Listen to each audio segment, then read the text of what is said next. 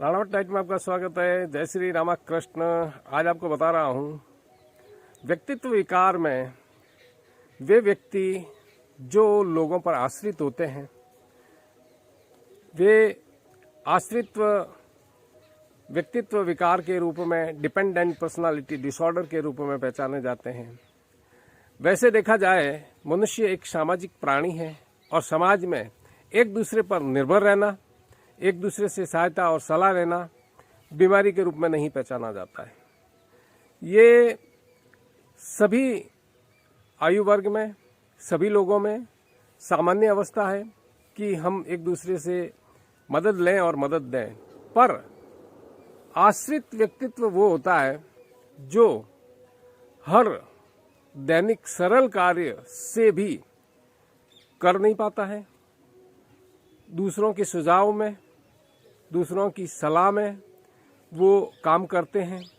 जैसे मान लीजिए उसको क्या पहनना है, यहाँ तक भी उन्हें अपनी पसंद के अनुसार नहीं पहन के जो भी कपड़े पहनना होता है वो जिन पे आश्रित है उनसे पूछकर ही कपड़े पहनता है।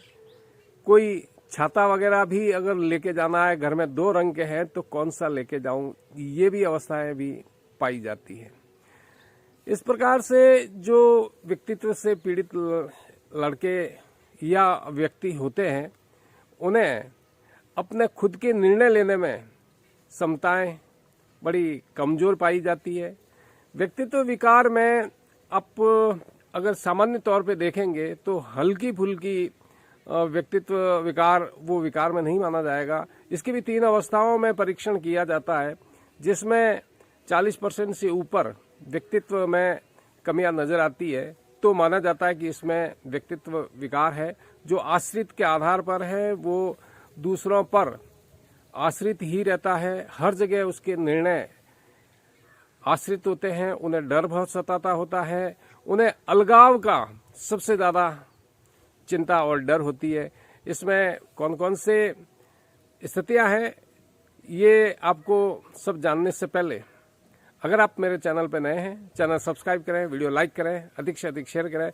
मैं डॉक्टर रघुनाथ सिंह राणावत, साइकोलॉजिस्ट और डाइटिशियन, आज आपको बता रहा हूं आश्रित व्यक्तित्व विकार डिपेंडेंट पर्सनालिटी डिसऑर्डर। जो व्यक्ति में एक कठिनाई महसूस होती है वो दूसरों से अधिक सलाह और आवश्यकता दैनिक कार्य में निर्णय लेने में कठिनाई महसूस करते हैं और दूसरों को अपने जीवन में सबसे महत्वपूर्ण पहलुओं के लिए जिम्मेदार समझते हैं। दूसरों के असहमत होने से कठिनाई, समर्थन, अनुमोदन खोने का डर रहता उन्हें कि कहीं मैं ये जो मेरे एक सलाहकार हैं वो कहीं मुझसे दूर न हो जाए। उन्हें अवास्तविक डर भी होता है और अपने खुद के कोई आवेदन या खुद के कोई परियोजना नहीं कर पाते हैं। उन्हें सेल्फ कॉन्फिडेंस इतना नहीं होता है कि ये काम मैं खुद अपने बलबूते पे कर सकता हूँ, जोखिम मैं ले सकता हूँ, नहीं ले सकते हैं ऐसे लोग। और दूसरों को समर्थन पाने के लिए काफी लोग ऐसे हैं जो अनैतिक, गलत, जो सामाजिक समाज में मान्य काम नहीं है वो भी ग्रहण करने में आदी हो जाते हैं। वो इतने आदी हो जाते हैं कि उनका जो शोषण कर रहा है तो शोषण का वो समर्थन करते हैं, शोषित हो जाते हैं, जो सामाजिक मान्य नहीं है। ऐसे बहुत सारे लड़के हैं जिनका मैंने देखा है कि वो शुरू में उन लोगों के पास में उनका शोषण हो रहा था, पर ये विचार उनके दिमाग में आया कि हमें समाज में उठना बैठना है, तो उन लोगों ने मुझसे काउंसलिंग ली। वे लोग काफी ठीक हो चुके हैं क्योंकि उनका शोषण हो रहा था और लतें ऐसी लग गई कि उनके बिना रह नहीं सकते।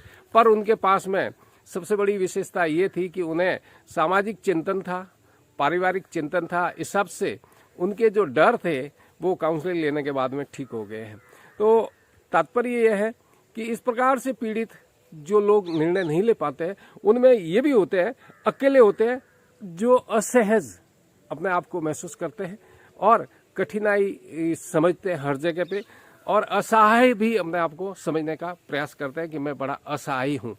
और ऐसे व्यक्ति के साथ रिश्ते बनाने में तत्काल, जैसे एक रिश्ता छूट गया तो दूसरा रिश्ता तत्काल होना चाहिए उसके साथ में। मान लीजिए अगर कोई एक व्यक्ति है वो छोड़ के कहीं चला गया है, तो वो जैसे एक भैंस के जोंक चिपकी हुई रहती है, वैसे ही वो दूसरी भैंस के जो होती है जोंक, वो चिपकने के लिए कोशिश करती है। ये अकेले नहीं रह पाते हैं, उन्हें अतार्किक डर भी होता है और स्वयं की देखभाल के लिए वो अपने आप को कमजोर समझते हैं कि उनमें ये योग्यता नहीं है कि वो अपने आप को एक बहादुर समझ सकें और उनके अच्छे विचार हो सकें। इस प्रकार से अगर कोई सार्थक टिप्पणी करेंगे तो सार्थक टिप्पणी का जवाब दूंगा। मिलते हैं नए अपडेट वीडियो में, तब तक के लिए जय हिंद, स्वस्थ रहे, मस्त रहे।